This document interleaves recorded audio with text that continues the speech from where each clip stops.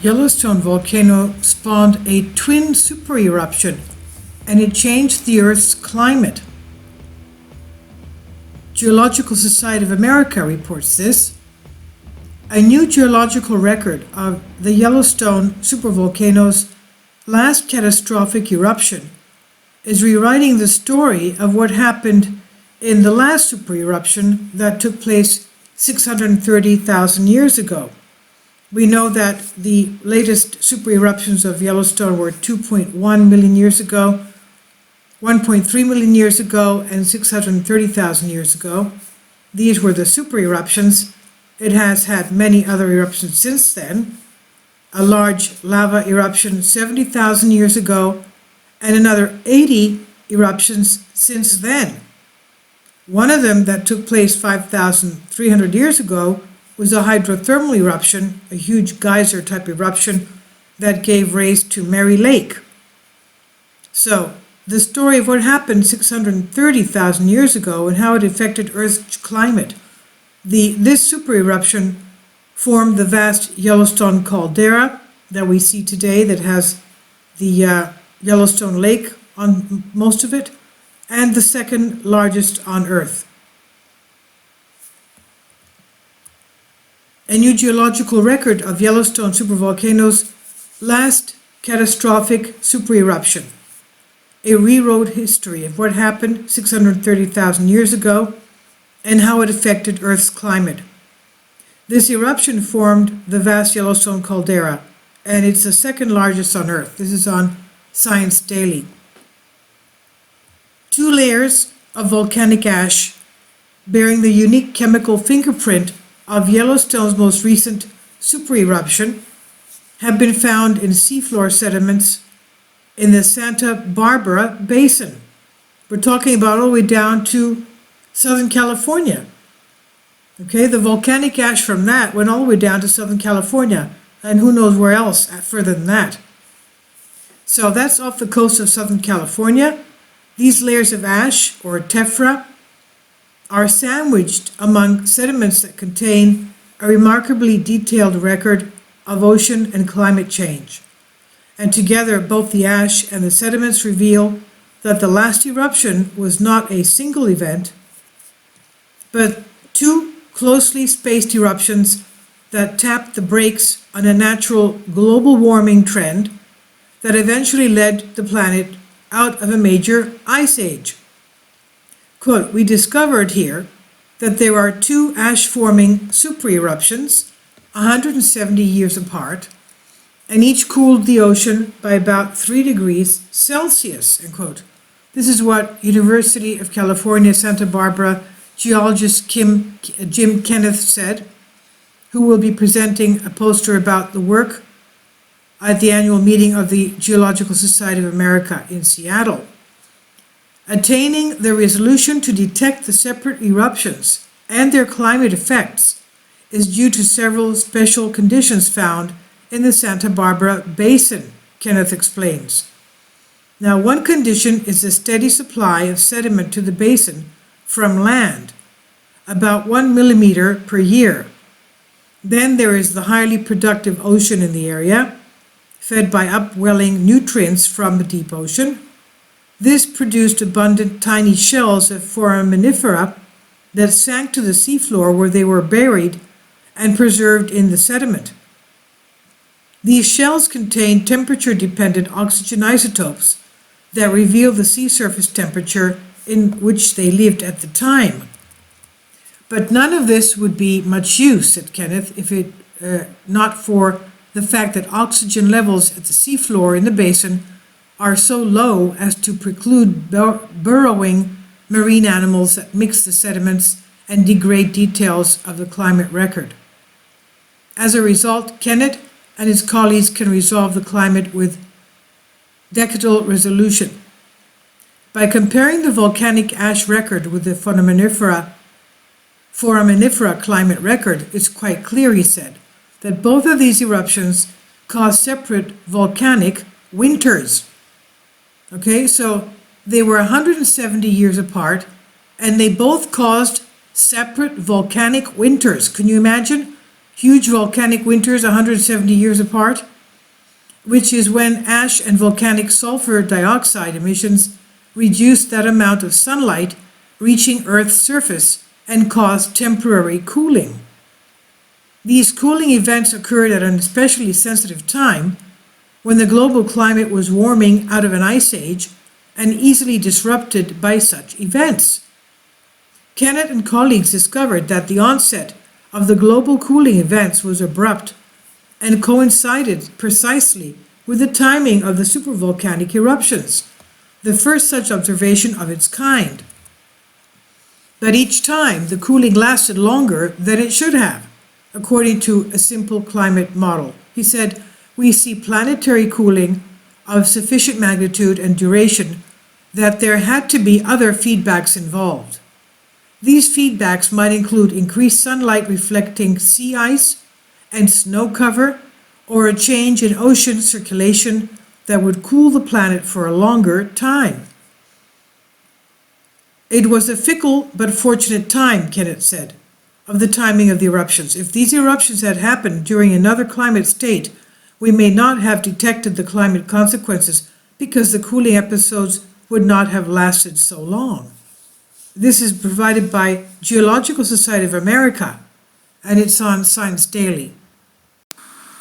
To me, it seems that there was something that was perhaps stuck and it wasn't all finished with the first eruption, meaning that there was a little bit of a pause, and then there was a continuation of what happened. Now, my question is, has this happened to other supervolcanoes around the world? Now, we have 20 supervolcanoes worldwide, and one of them, the Tapo volcano, was the latest one about 27,000 years ago, and that was so dramatic, causing extinction level events with animals, marine animals, land animals, and even humans. The anthropologists claim that they estimate that there was only about 2,000 couples worldwide that were left from the human race to repopulate the Earth. I mean, you can imagine how devastating these super eruptions are. They're very serious. And they claim that about every 17,000 years there is a super eruption. So somehow we're overdue, I guess, for that. And we'll have another video on that because it's very interesting how geology affects, of course, everything living on Earth. We are on Wikipedia. This is a map of the Earth. And the supervolcano eruptions, VEI-8 and VEI-7. Okay, we have VEI-7 are, I don't even know what this must be Long Valley Caldera right there. And what's this one here? I have no idea, but let's go. I don't think we have no locations. This here is Yellowstone, as you can see up here. Look at these, we have here as well. VEI-8, VEI-8, VEI-8, VEI-7. This is the western half of the United States. We have VEI-7 right here, Mexico, Guatemala. And look at the amount of VEI-8s you have here, around Chile. Look at that. And this is Taupo right here. This is New Zealand right here. VEI-8 that we were talking about. And you have Kamchatka, VEI-7, VEI-7. You have Japan, VEI-777, Korea. That is a supervolcano in Korea. There is a supervolcano and it's in danger of erupting. And nobody's talking about that because it's in North Korea. Okay, here we have the Philippines, Indonesia type one there. VEI-8, VEI-7, VEI-7, VEI-7. This must be VEI-7 here, the Santorini Thera eruption that took place from what they believe around the time of the Exodus, with tremendous sloshing and tidal waves going all around the Mediterranean. Even Crete, I just saw a video I was looking at yesterday. And of course, here we have Campi Flegrei around Italy. I guess the most are, oh, okay, you do have here, South America, but look at this here. the supervolcanoes. Oh, what happened to me? Okay. The volcanic activity index. This means the volume of deposit for that eruption is greater than 1,000 cubic kilometers or 240 cubic miles. Supervolcanoes occur when magma in the mantle rises to the crust, but it's unable to break through, and the pressure builds in a large growing magma pool until the crust is unable to contain it, of course. Okay?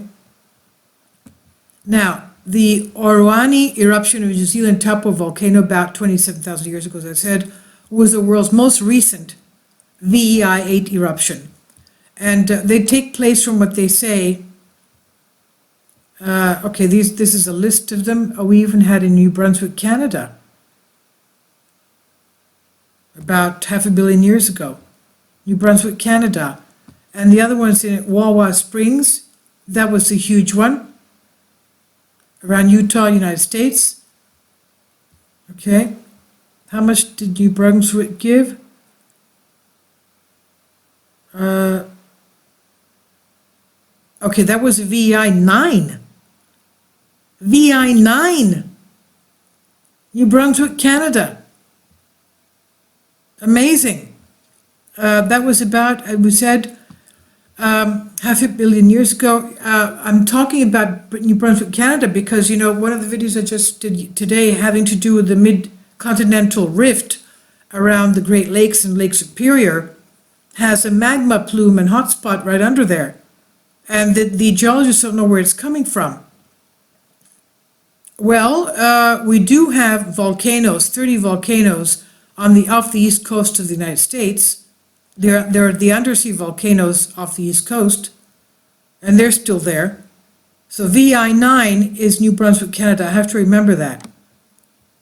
Okay, so I'll leave a link below for you for this as well. As we said, the latest one was Lake Taupo, and the 640 of Yellowstone, 640,000 years ago, was the Lava Creek Tuff. All right. And Argentina was even bigger than that. No, sorry, that was, that's a year. Yeah, Argentina was a little bit bigger than that. The one in Canada was, yeah, that was 12 times, but 12 times as big. I think that was the biggest one from what I see. The one in Canada was the biggest one in bulk of ejecta. Look at that. VEI-9. You wouldn't think it, would you? Little Canada. So I'll leave a link below for you for this. Thank you.